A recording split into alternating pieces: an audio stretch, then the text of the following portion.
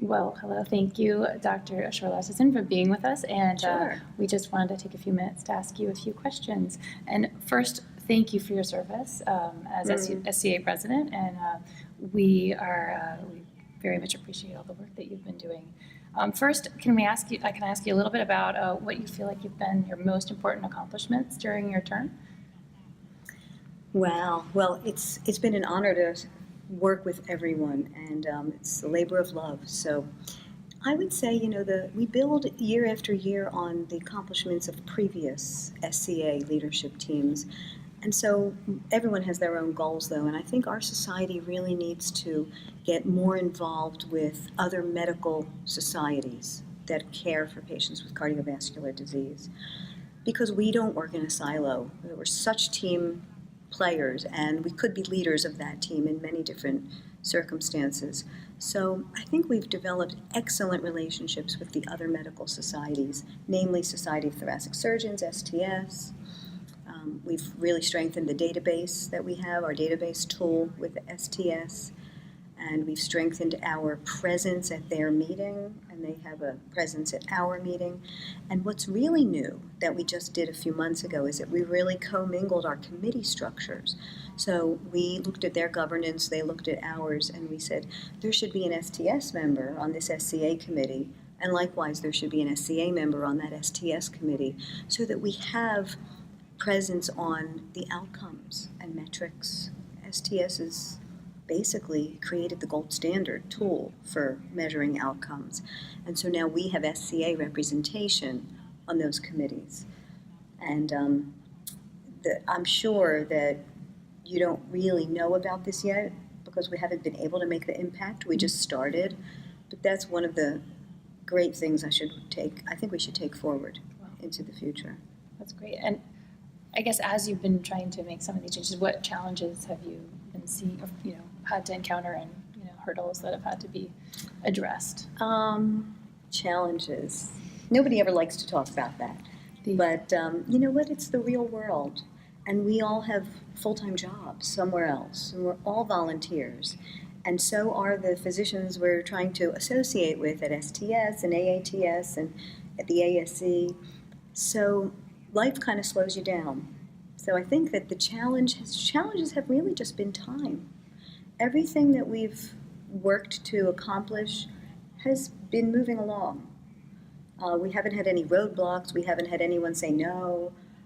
We haven't had anyone even approach us with something that we couldn't afford. So I think the challenges are time, getting everyone on board at the same time, getting everyone to a meeting together, and everyone on a conference call even at the same time is challenging. But I'm very optimistic. The responses that we've gotten from working together with organizations like the ASE to create a structural heart symposium, or working with the AATS to create a safety meeting, and as I mentioned, STS and others, they've been all so positive. They want to work with us, so I'm really happy to see that. It's nice to have the collaboration. Can you tell us a bit about some of the activities the SCA has been doing to benefit SCA members that maybe some of our members are not aware of? So I think that, incidentally, I'll just put in a little plug also for Learner's Digest. We have the whole meeting taped, and it's available for those of us that couldn't attend. Every lecture and CME questions, so you can get CME credits for buying the Learner's Digest portion of the meeting. But for those who aren't here, let's see. Opportunities now are in different areas. So in education, we have a brand new perioperative ultrasound course. We're launching it at Echo Week. So the day before the Echo Week, we have experts in critical care medicine and emergency medicine that do gastric ultrasound and lung ultrasound and all those things that a lot of us weren't initially trained in, but we now are seeing the need for in either perioperative clinics or intensive care units. So we have that course. It's our inaugural course. And we have the online resources to support it. So that's another thing that everyone really wants. I can't be there, so what can I get online that'll help complement me? So we have an online resource for the perioperative ultrasound course. And we also have some other initiatives. I would say I'm most proud of the CPI initiatives. CPI stands for Clinical Practice Improvement or Clinical Pathways Improvements.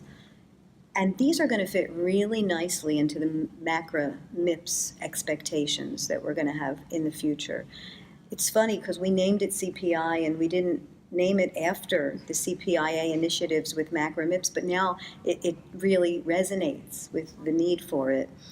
So we have the blood conservation recommendations, and they will be online.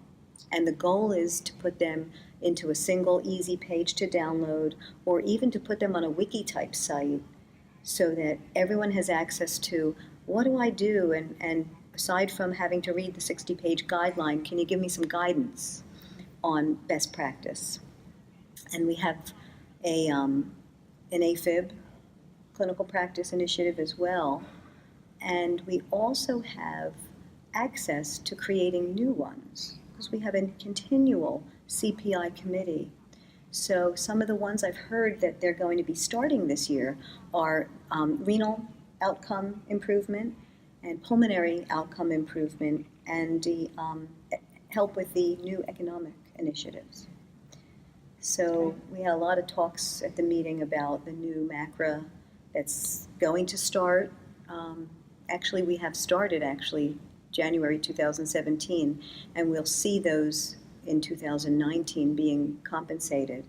And a lot of people are asking for more information on that. So I think it's probably on the docket to have a CPI concise document that helps to explain those new economic mandates. Well, thank you. And thank you for taking the time to chat with us. Oh, absolutely. Thank you for spending the time with me.